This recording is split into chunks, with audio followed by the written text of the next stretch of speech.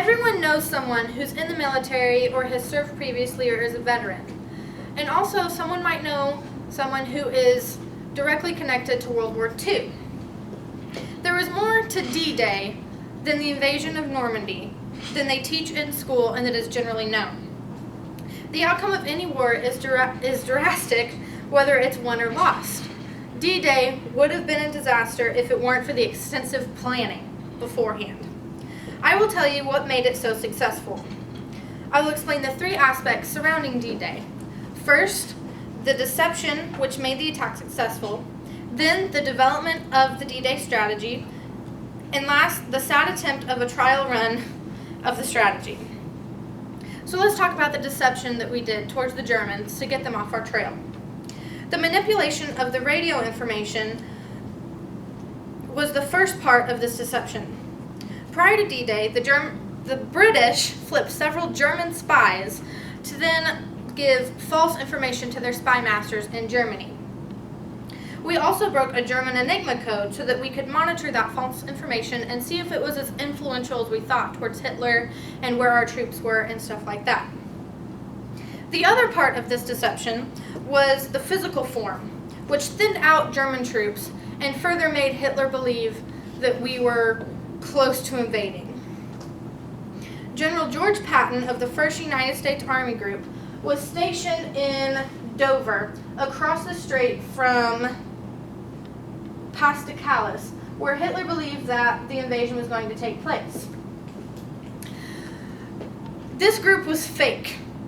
The 1st United States Army Group was a complete fake group. General Patton made it so realistic by using fake tanks, landing crafts, and airplanes, and then manipulating them overnight to show Hitler that there was a group stationed at Dover.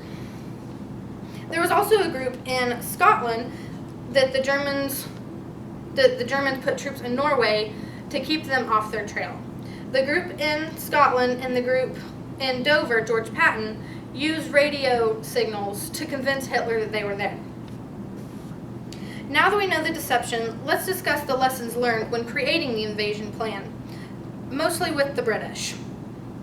Much went into developing this D-Day strategy. Prior to D-Day, the British learned a lesson about amphibious attacks coming from the water, landing in a port, beaches, things like that. The British had failed on August 19th of 1942 on the western front of Dieppe. Wagner, Osborne, and Rayburn, 2007, in World War II Companion tells us that over half of his group was either killed or captured.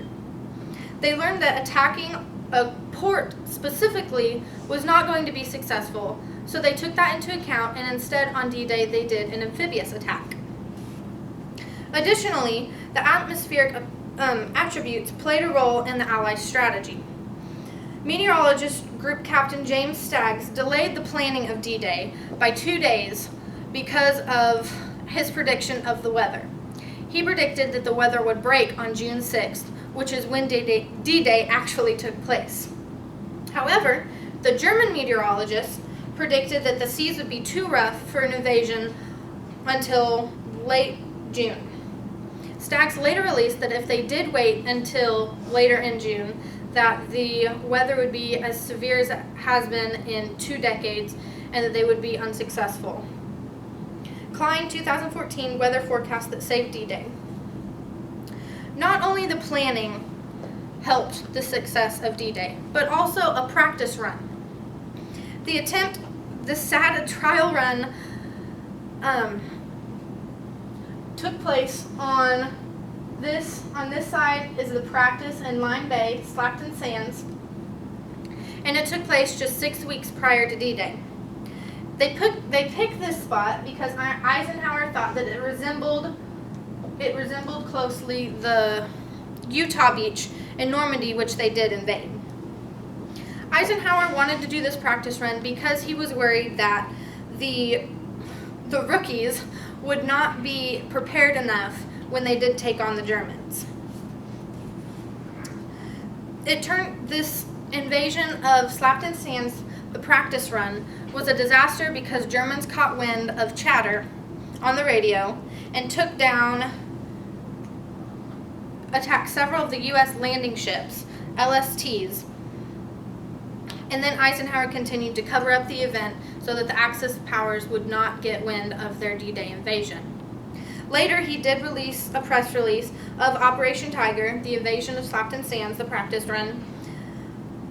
And